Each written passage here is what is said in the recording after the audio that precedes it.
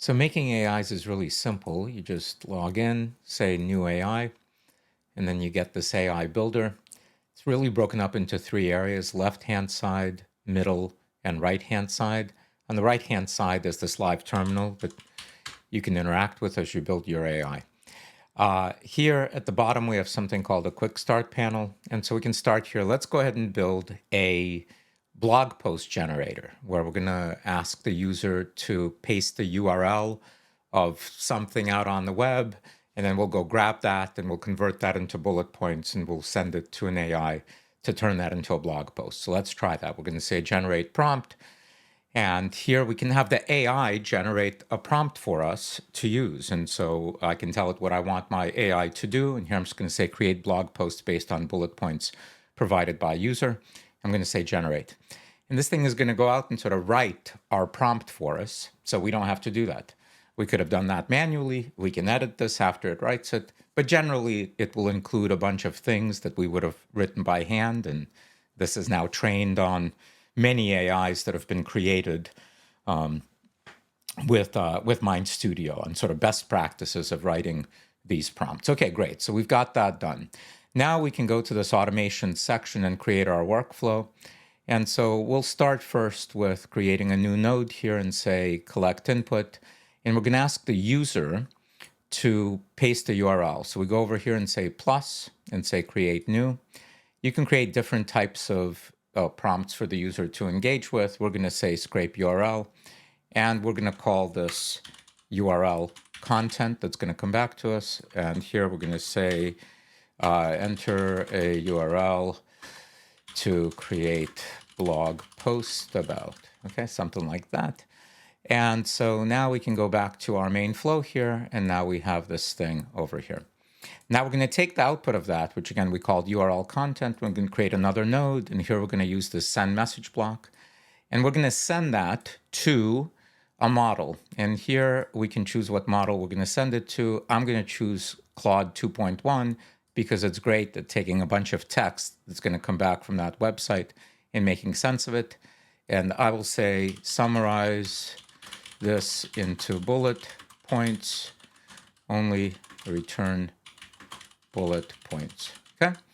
And here I can give it what to summarize, and we put that into double curly braces, and we called that URL content, right? Okay, and now we're going to take that, and instead of displaying that to the user, we're going to assign it to a variable, and we're going to call this variable bullet points, and then we're done here. Then we'll create another node here, and we're going to do another send message block.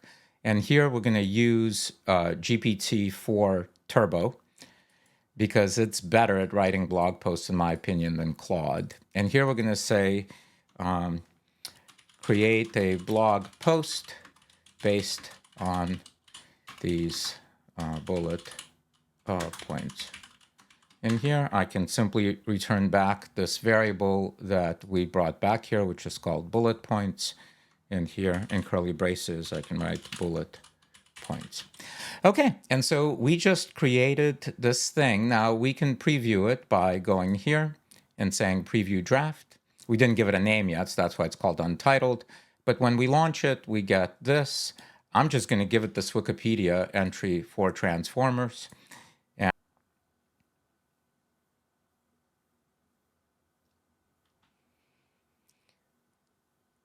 And as you can see, it's got a blog post that it's creating.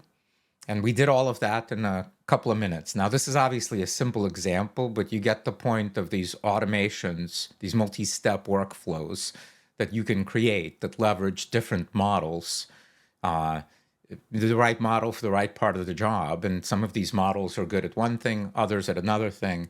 And as obviously as all of that evolves, this is going to become more and more important to be able to do. So again, that's a really simple demo of it. If we wanted to make it more fancy, we could go back here and we could go here to this onboarding section and we could create another prompt, for example, that when a user first shows up, we could ask them, for example, give them long text or upload file. It's up to us. I can just say long text and call this writing style.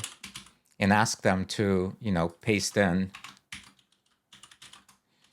some samples of your writing style, okay? And they will paste in these samples. We now have this variable called writing style, and then we could go over here to this area here, create a blog post based on these bullet points, and then after that, we can say, maybe these backticks work well just to separate things. Write it in this style. I need to learn to type.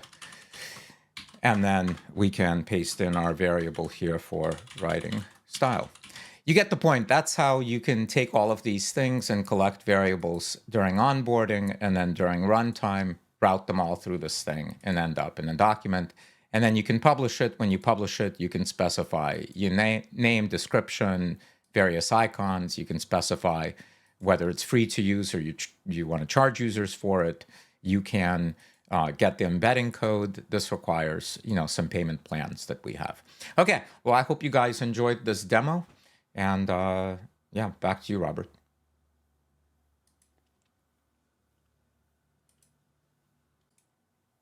And it's going to go and grab that URL, bring back the content, take it, pass it to Claude 2.1 to be able to summarize it into a bunch of bullet points, and then take those bullet points and pass them to GPT-4 Turbo in order for it to take those bullet points and turn them into an awesome blog post for us.